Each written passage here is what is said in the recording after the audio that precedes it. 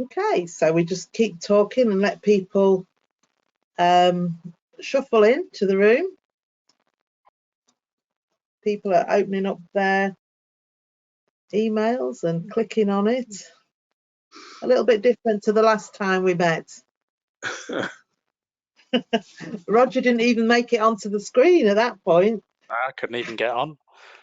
Yeah, the technical difficulties all over the place, all over the show. Wasn't it like really hot that day or something as well? It was. It was. Sweltering, wasn't it? But not as hot as Washington, I don't think. Yeah, I think that was the problem. It was just like so hot, nobody could get anything done. That's right. That's right. And we kept hearing American broadcast radio. That's what myself and Joan hear. It was bizarre. Oh, really? It was weird. Oh, was that what was happening? And Mr. Lucy couldn't hear it. He couldn't hear what we heard. Yeah, it was very odd. Very odd. But anyway, that's how these things are. We're here today, which is fantastic, and people are very, very welcome. Please come in, and as usual, we're on our organising webinar, the latest one. We have a few people all filtering into the room now. I'm going to keep talking just so that people can adjust their sound if they need to hear. I've got in the street, there's some people with drills. Can you hear it? Can anybody hear it? Yeah, that's because you keep having earthquakes where you are. Sorry. That's right, but they're not worth talking about because they're not a 5 on the Richter scale. So I've been told that. It's not a bay area kind of earthquake. No, It's just you've got to be above a 5 to have a proper earthquake. So if you, when I come out, I will switch my mic off, so you won't. There'll be no interference from Earthquake Central here. And the epicenter. 3s are reserved for small towns like Topeka, Kansas, and and Leighton Buzzard, England. So you had, so there was one while you were away, wasn't there? I heard. That's right. And then one this morning we had another one. But we're a bit blasé now. We can just get used to it, you know. Earthquake veterans, you know. I know. We take no notice. Oh, here we are. Lots of people coming into the room now, which is nice. Excellent. So I remember seeing a tornado in Birmingham once. No. I swear to you, I was on the train coming into Birmingham, and literally there's a tornado, and it's like the only time it's ever happened, I believe. There's a tornado. Well, proper like a whirlwindy thing. Proper thing. Yeah. Was it picking up cars and shoppers and things? Well, we'd hoped it would pick up Birmingham City Football Club and do something. No, I'm going to get in trouble with all the Birmingham City fans now. Right. Oh, goodness me. Bizarre weather, strange weather. Oh dear. Anyway, that's lovely. So welcome everybody. If you have a question, please put it in the question area. If we get time at the end, we'll ask your questions to Mr. Lucy and Mr. Mackenzie. We'll give him his proper title. And you're very, very welcome and lovely to see so many people. I'm going to switch off my camera and bits now and let the guys carry on with the organising conversation. I'll come in again at about 1:45, that sort of time, and we'll wrap up. Okay, so very welcome and off we go. Okay, so thank you, Monica. For those that don't know me, my name is Roger Mackenzie and I'm one of the Assistant General Secretaries of Unison.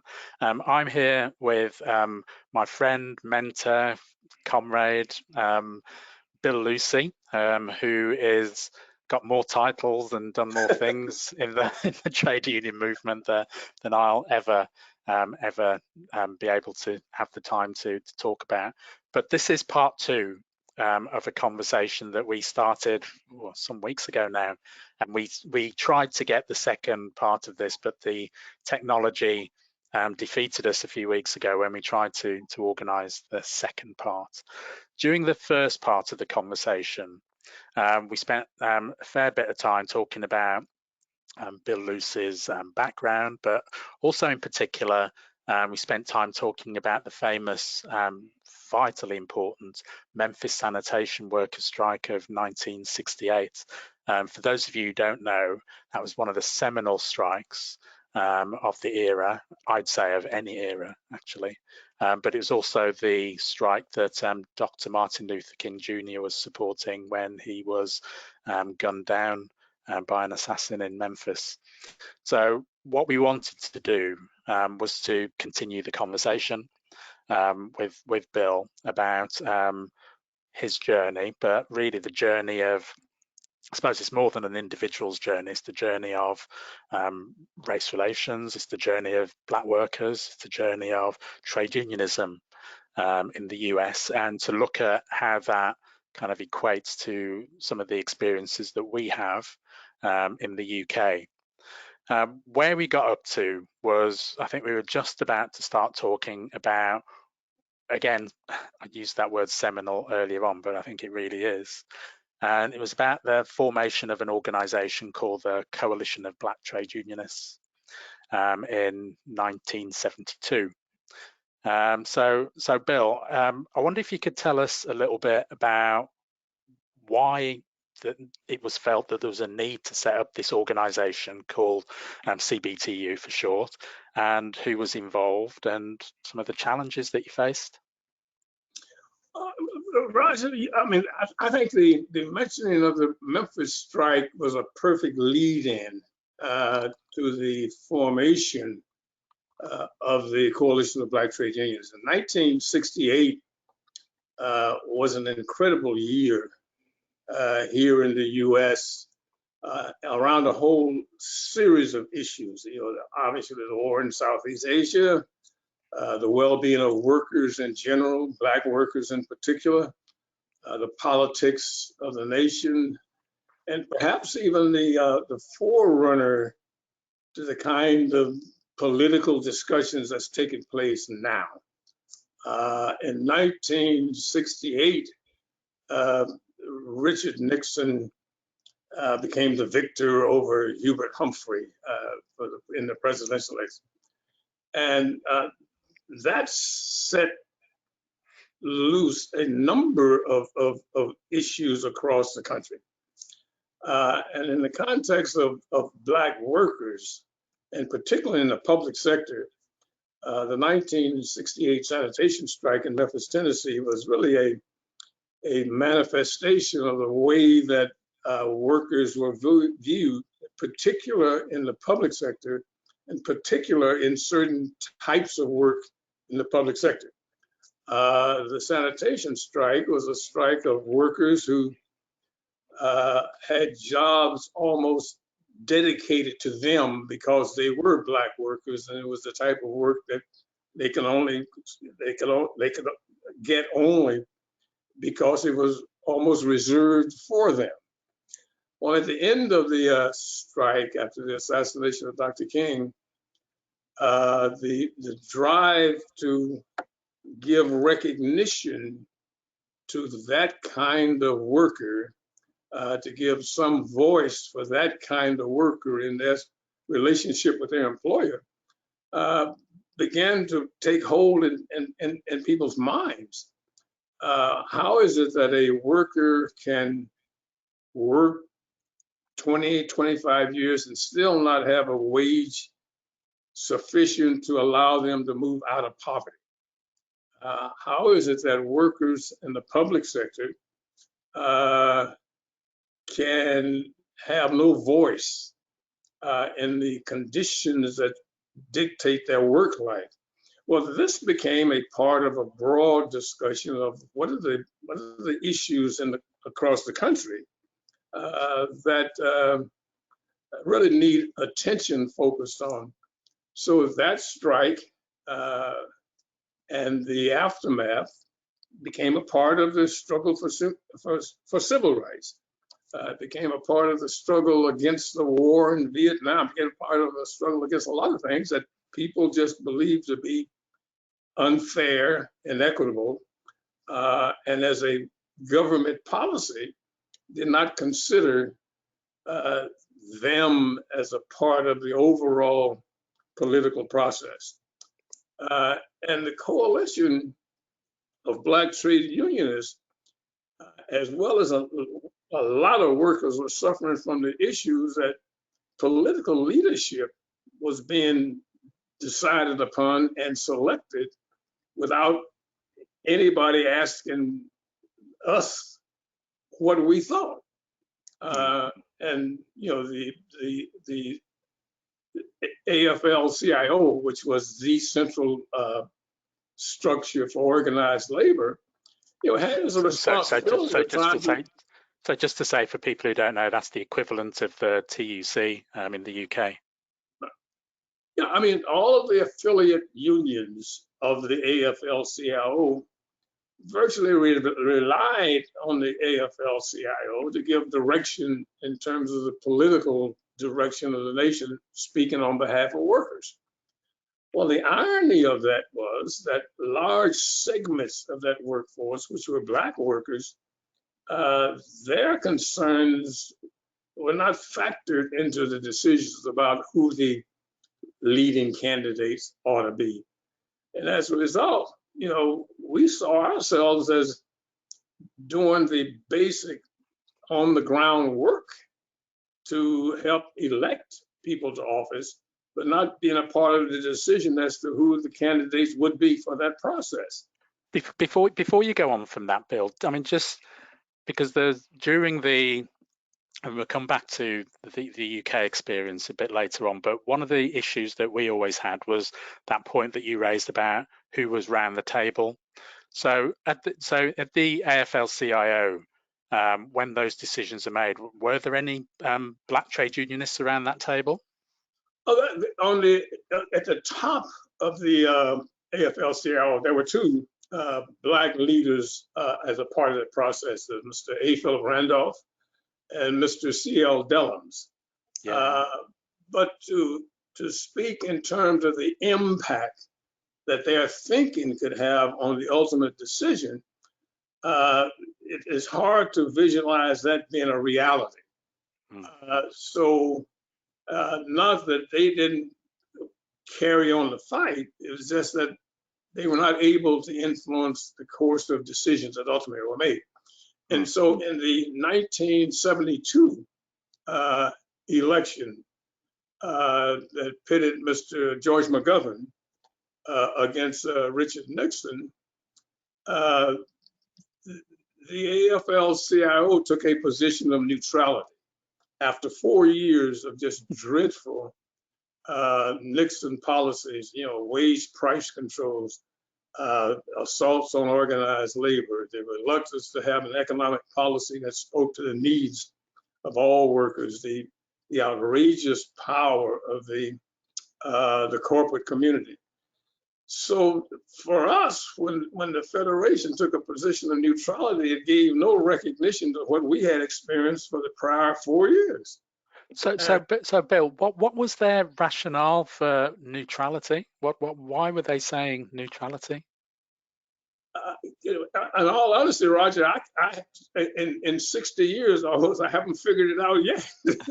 But what it reflected that different organizations had different areas of interest, and none of those areas of interest reflected the basic civil human rights concerns that we shared. You know, Richard Nixon started his campaign in a place called Philadelphia, Mississippi.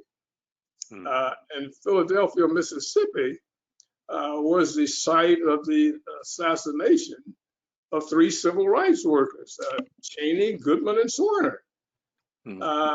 And what he was saying in that process, well, for every ad hoc racist out there, he, Richard Nixon, identified subtly with their point of view. Well, a lot of us thought that organized labor also had a point of view that ought to be expressed, and ought to be expressed loudly, so that people who we worked with at the neighborhood and community level recognized that labor was an ally in the battle for human rights and social justice. So we began to think to ourselves that we need more than just someone at the table. We need an institution that reflected the concerns, the aspirations of workers in general, and Black workers in particular.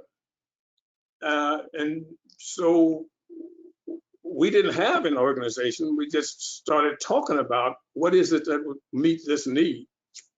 And out of that discussion came the Coalition of Black Trade Unionists.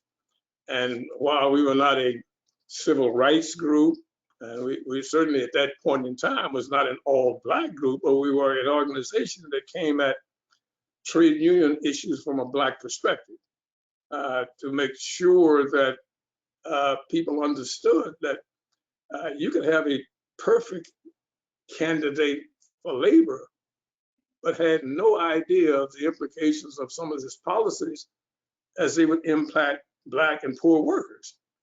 And so that was the genesis of beginning to discuss this question of an organization called the Coalition of Black Trade Unions. It's not the first time a Black organization had been attempted, but it was one where the issues were so clear and so obvious. So what we did was not assume that we had all the wisdom, but whether or not what we had come to think about was an issue shared by other workers, Black or white. So we took about a year to think about this question and to see how we could possibly form an organization that could impact or have an impact on the political decisions of both parties, but predominantly the Democratic Party, because the overwhelming majority of activists at our level were Democratic voters. So after a year of discussion, debate, organizing, educating, we asked them to tell us what we should do. When I say tell them, these were people who we had met with over a year's period of time. And they overwhelmingly said there was a need for an organization such as the Coalition of Black Trade Unionists, a part of, but independent of, the AFL-CIO and its affiliates in terms of our thinking and our effort to address issues that we were concerned about.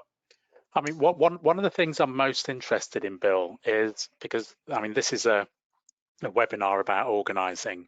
So I'm kind of thinking about the process that you went through to, because I mean, one of the things that impressed me so much about the CBTU was the, presence that you've got each of the states, as well as Canada as well, and how that was done, basically, because what you've got is real kind of grassroots, for want of a better phrase, kind of organizing in each of the states, but also within cities within the states as well, and it's that kind of organizing challenge for getting something like that off the ground and how you maintain it. So I suppose the starting point is where was the starting point, really? Well, as you well know, trade unionists, both high level leaders and the low levels, come with a certain discipline. One, we're trained to be representatives of some type. We're prepared to be organizers. We have a good grasp of the educational needs of our communities.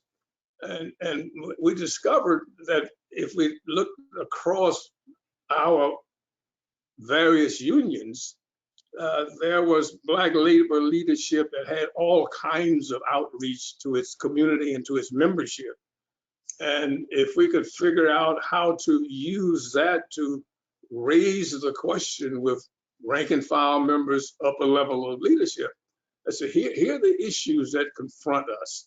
Now, collectively, how do we get our community leadership, our religious leadership, our educational leadership to understand the uniqueness of these issues as they affect Black and poor workers.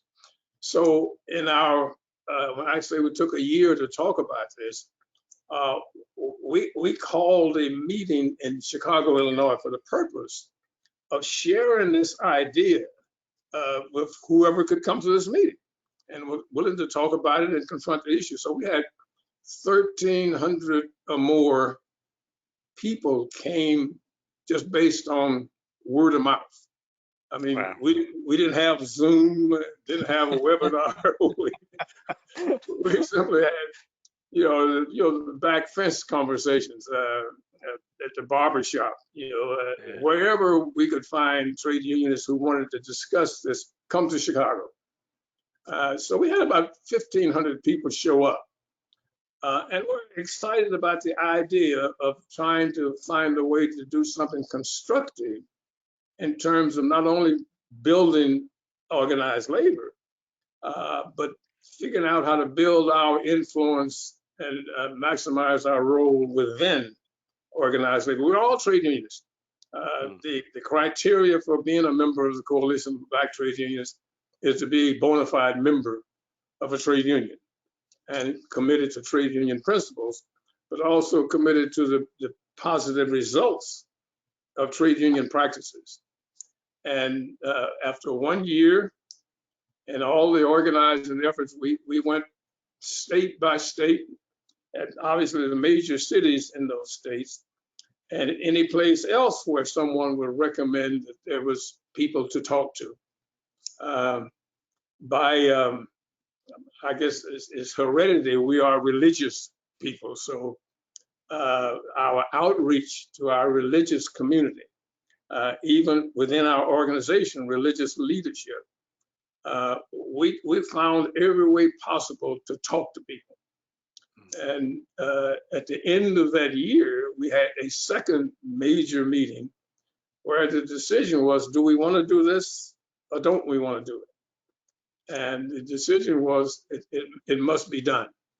Otherwise, we would run into the same situation again, where the selection of a national leader who could have incredible impact on our lives without us having a voice in that decision. And I have to say honestly, Roger, this was not an idea that people of high stature wanted to see happen, but our job and our responsibility is to provide a way for our views, our aspirations to be put as a part of the discussion when we're selecting leadership that will have impact on the entire country. Well, I mean, you kind of just inserted in there real quick and then moved on this thing about the reaction to it, really, because I mean, I suppose that, I mean, whenever I've been involved in setting up any kind of Black organization within the trade union movement, there's always been a reaction. So tell us about the reaction from the hierarchy, if you like, within the movement. Well, give me a moment.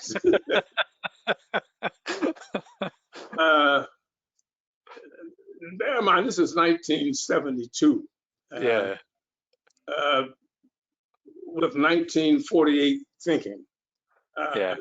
So the very idea that Black workers were going to come forward with an institution that made an effort to formulate Black thinking as a part of basic policy. I mean, we were not met with warmth.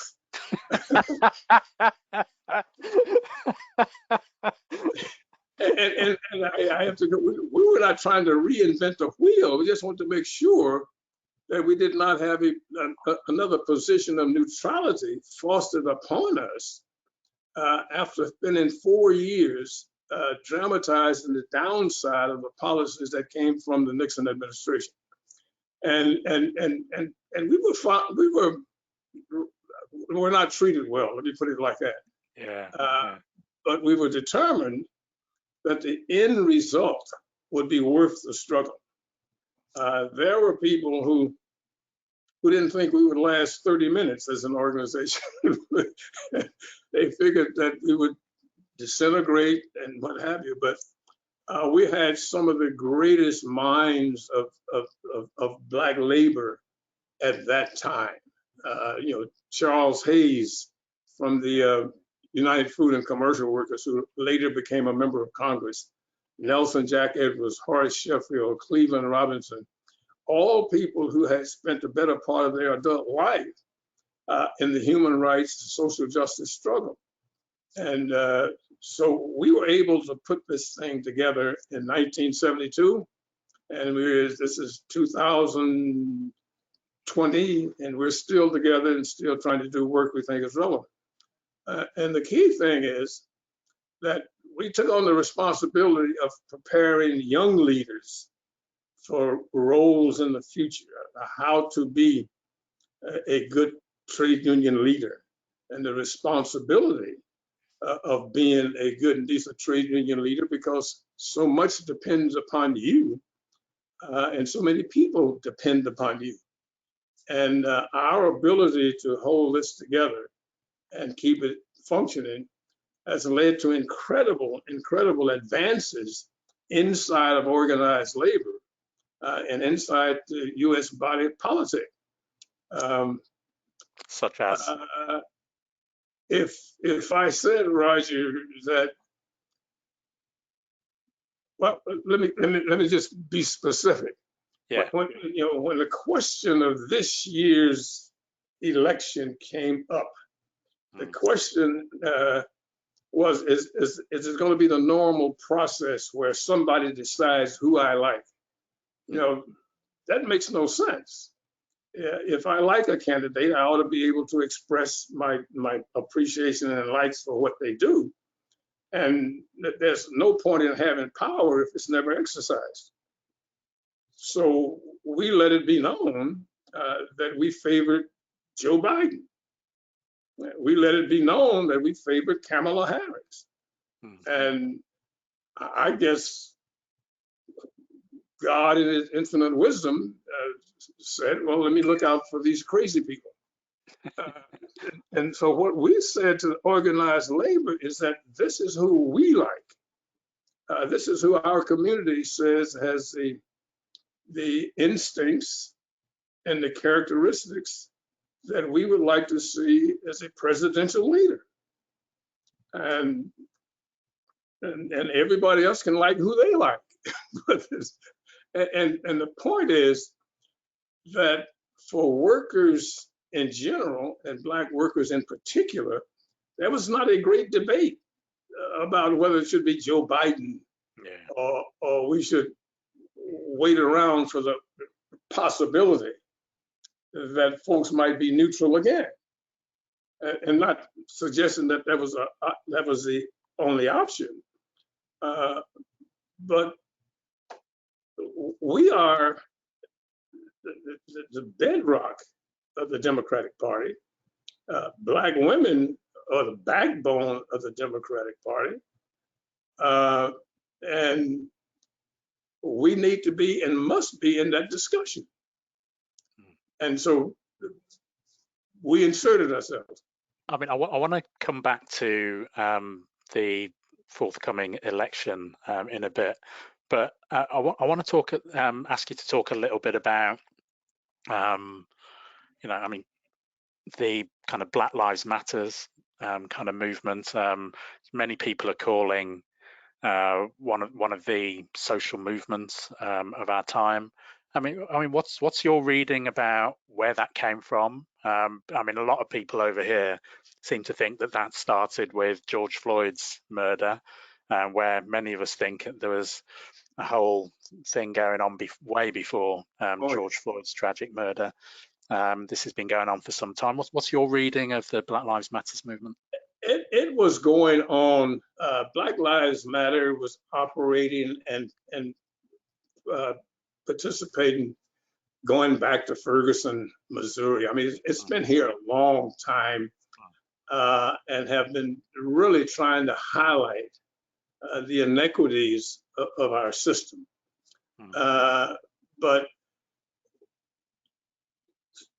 television and social media has such an incredible impact on what people see and what they think.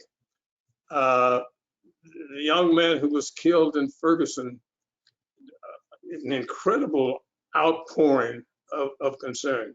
Black Lives Matter was a part of that. They've been a part of the Eric Turner and a number of police, brutality. But they had never caught fire until the world as a whole saw the George Floyd murder. And people all of a sudden came to realize that what has been being said about the meanness and the brutality of police as it relates to people of color, they had never had to confront that on live television. It was like Vietnam, I mean, people got tired of having dinner and watching the war. I mean, it really came out to dramatize the situation. Well, all the credit in the world goes to young people who were just outraged at what they saw. And if they had not seen it, it would have been swept under the rug like so many other murders and abuses have been swept under the rug. Breonna Taylor, I mean, a young man. Terrible. A young man jogging in Georgia and just being hunted down. Ahmaud Arbery, that go on every single day. Yeah. And a lot of us, and me, I particularly think that organized labor has a role and a responsibility to bring these issues to the front and address them as a part of its role as a representative of working people. I mean, we live with this notion that our responsibility is wages, hours, and working conditions. Well, that was great in the 1920s, but shouldn't we have a sensitivity to human rights and social justice issues, and that become a part of our relationship on behalf of our membership with our employers? I mean, the economic power of a corporate community to deal with basic injustices go beyond just a work floor grievance.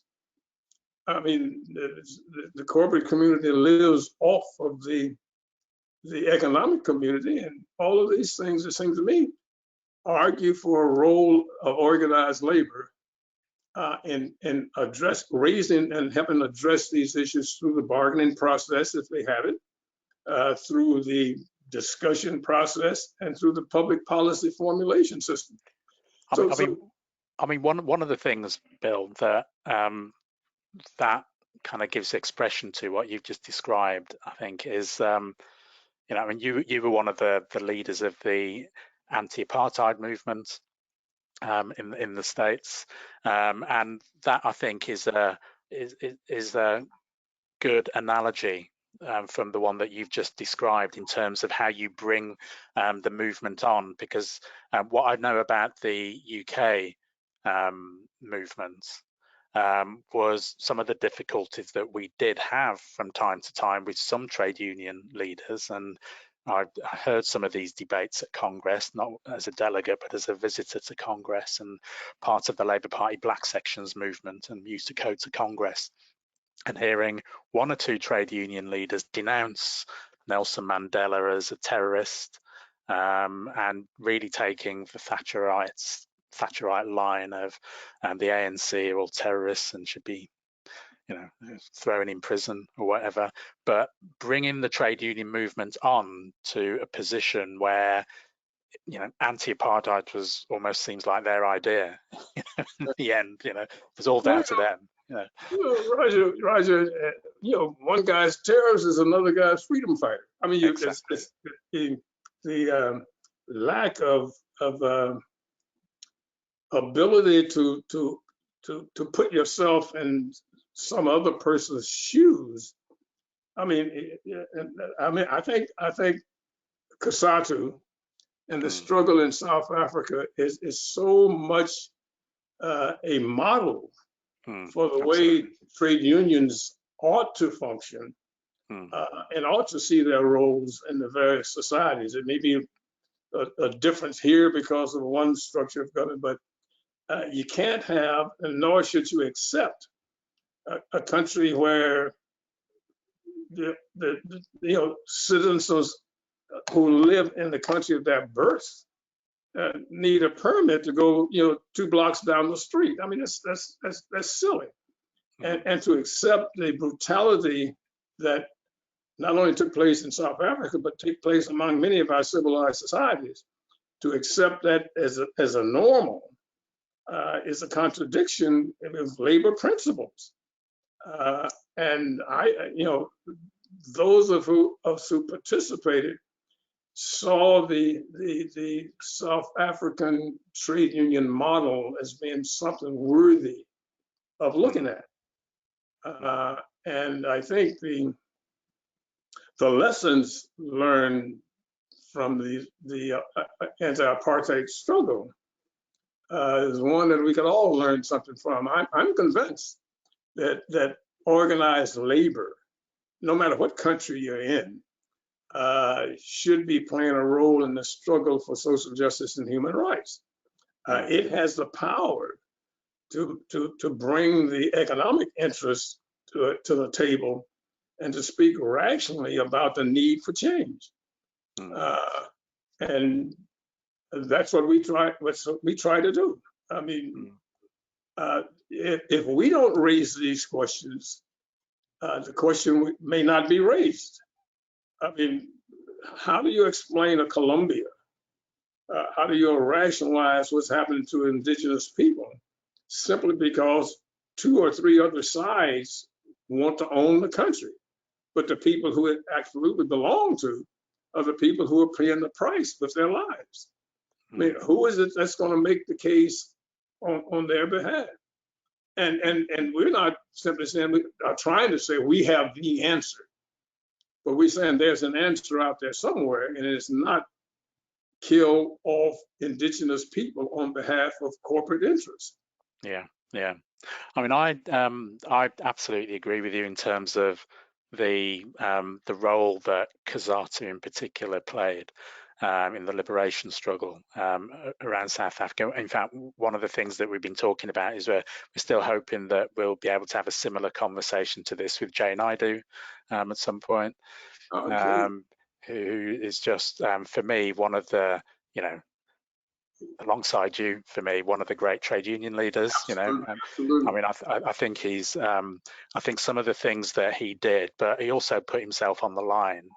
Absolutely. And some of those organizing lessons that we can learn from being able to organize, like you were saying before, Bill, about you got the CBT off the ground by conversations in barbershops and communities and so on. I always remember a conversation that I had with some South African trade unionists who would, in fact, it was probably at the World Conference Against Racism when we were both there in Durban. And they were telling me, well, we couldn't put notices on notice boards because if we did that, then we would be killed. So we had to do it by word of mouth. And I suppose for me, it's that the different ways of organizing, and it hasn't always got to be really ultra formal, because we can have long-lasting organizations and really effective organizations that organize in a really simple way by people talking to each other and building networks informally that may or may not turn into more formal networks. And for me, that's a critical lesson from the anti-apartheid struggles, but also from what you've been saying about how CBTU got off the ground. I just think it's really important. Well, we learned early on in our effort to begin this conversation that, I guess the newsroom of your major TV station, they put out a lot of news, but the most valuable news for us came from the beauty shop, where our female members talk to other female members, people in the communications unions, AT&T. I mean, Ours is word of mouth because our workers tend to place value on who tells them Good point. something, who shares information with them, and what's the basis of it. We don't start discussing an issue from the top down, but really from the bottom up, because there are a number of major problems that don't affect everyone the way it affects us. We were having a conversation before we came on the air with Monica and Steve. Healthcare means different things to different people. And the implications of healthcare for a senior citizen is a lot different than it is a 20-year-old. And we can't allow a service that is important to quality of life to be put into the hands of for-profit organizations. And this kind of discussion normally does not take place in our community. I mean, there are a whole host of issues like that. So people depend upon the Coalition of Black Trade Unions, A. Philip Randolph Institute, and any other organizations that have access to information and data that is useful to the community. And we try to deal with our churches to try and explain and educate around the role of trade unions in this century. I mean, in the past, I argue with some of my old friends about, well, the union was what did me a wrong 40 years ago. Well, that was 40 years ago. and I tell some of my religious friends that we got to take a hard look at how religion deals with the current environment we're living in. You know, on election day, they're counting votes, not prayers. You know, and as important as prayer is, they won't, in the ballot box, it don't work. And we've got to figure out how we marry our daily needs with our religious and cultural beliefs.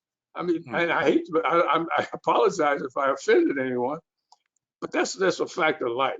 On election day on November 3rd, they will not be counting prayers, they will be counting votes. Let's talk about November 3rd. That's the perfect segue into what is a really, really important moment, not just for the United States, I'd suggest, but also for the world in terms of the current occupants of the White House's election prospects against Biden and Kamala Harris. How do you read the election, Bill? Well, let me tell you what the polls say first, and then we'll go to your question. Yeah. In virtually every poll that we see, Vice President Biden and Harris is leading in the polls, with the exception of one, and that's the question of the economic poll. And that's where I get back to the point I made earlier. The current Trump has been able to convince folks that he can save them economically, in spite of the fact that they are one, maybe two checks away from poverty now, that he is their savior. Well, you know, sooner or later, they're going to figure out that they are as bad off as the people who they see below them. And I think that's going to change. I see Vice President Biden being very successful in this election. The issues around which he is campaigning are issues that dramatically affect, you know, the well-being and the thinking of most people. I feel very good, very comfortable. Doesn't mean I'm taking anything for granted. But I'm assuming that the amount of work that's being put into the election by all of the forces that's out there, the mobilization that's taking place among community-based people, workers in general, et cetera, is showing itself in the enthusiasm around moving to election day. Now, with regard to Trump, I think he will do everything possible to undermine the credibility of the election, up to and including trying to figure out how not to leave when he loses. He has done everything.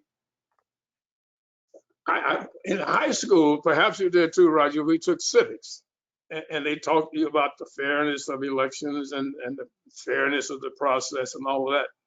Well, as we have gotten older, we have learned that fairness is reserved for losers. And what we have to do is to plan our campaign based on their side doing the worst possible things. And I see ourselves so determined to begin to restore the image and vision of our country in the eyes of the world that people are really going to turn out and make this a campaign to restore the soul of this nation. I mean, talking about the soul of the nation.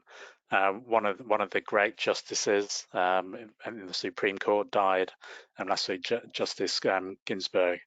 There already seems to be moves by the Trump administration to fill that post. How do you see that going? And well, in all honesty, they can fill the post.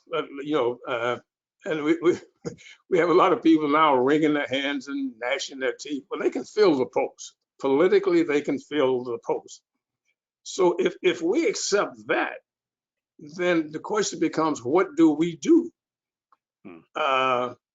It makes the argument with me that we have to double our efforts to make sure that we win the election, that we win the Senate, and with the Senate and the House and the presidency, we can undo so much of the damage that's been done over the last 3 or 4 years.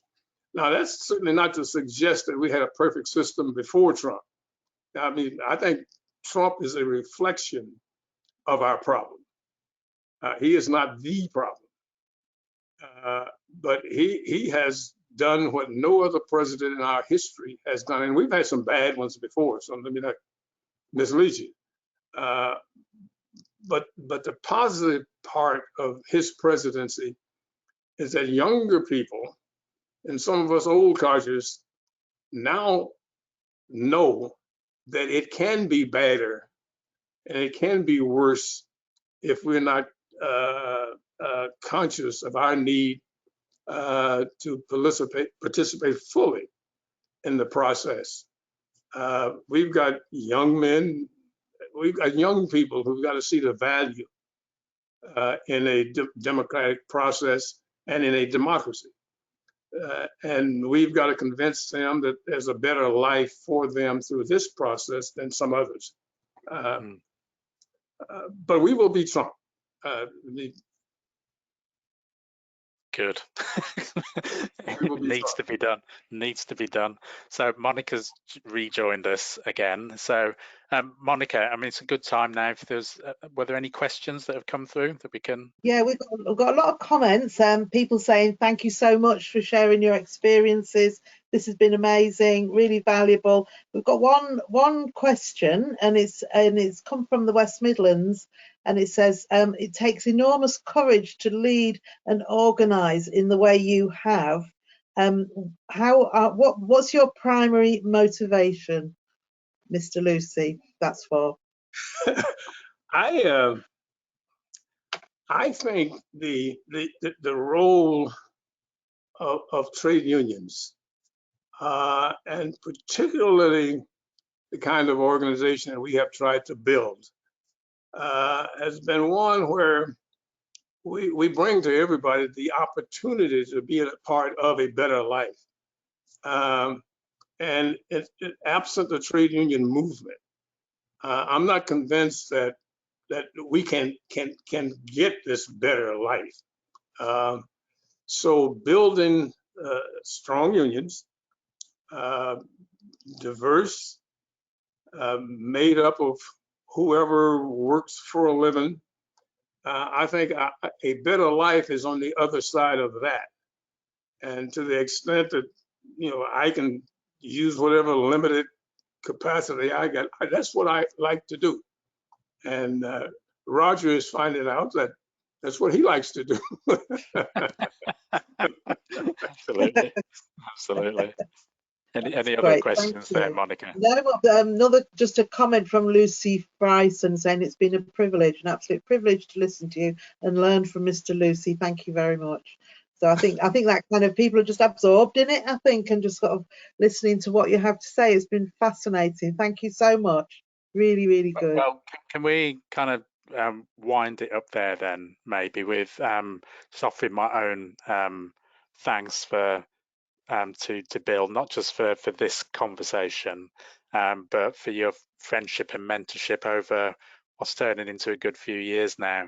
It's been really important to me in my trade unionism, but also just my development as a human being as well. So thanks for that personally, but also just thank you for everything that you've done for working class people for so many years. It's an absolute inspiration to so many of us. Really important work that you've done, Bill. Thank you so much. Thank you, Roger. You mentioned a bit ago, and I don't mean to take you a long time, but reach out for Jay Naidu. I'm going to, yeah.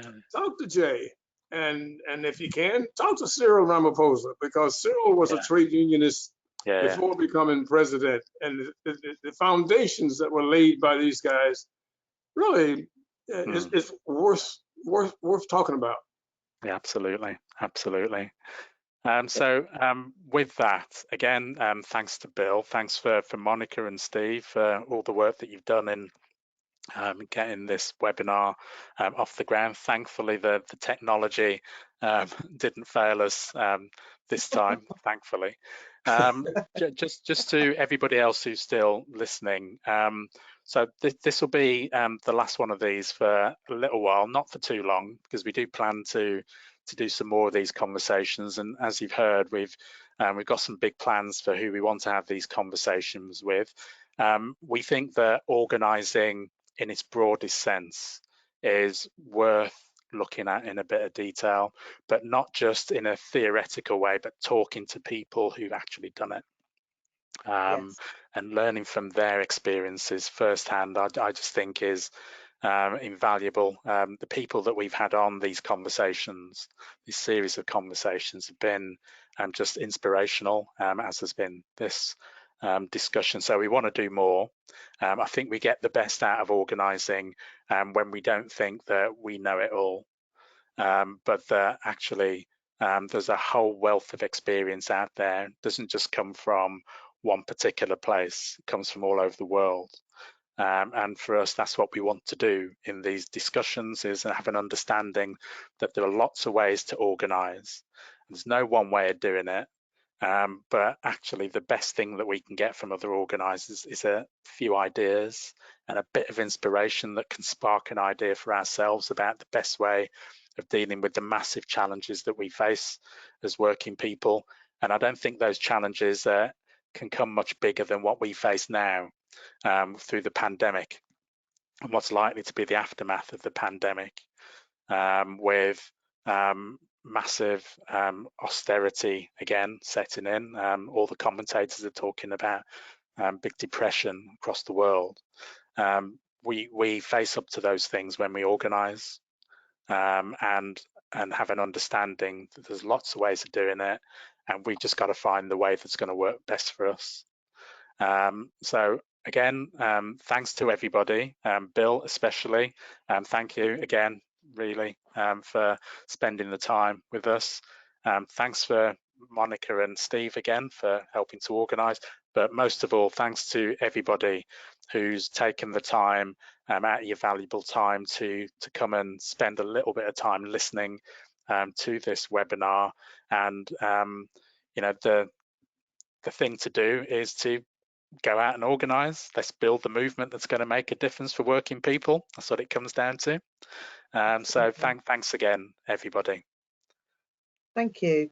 And just a little tiny add-on at the end. This has been recorded, so I will ping it out to everybody when the recording's ready, so you can pass it round to friends and colleagues and comrades. Okay, thank you, everyone. I'm going to switch off the webinar now. Thank you.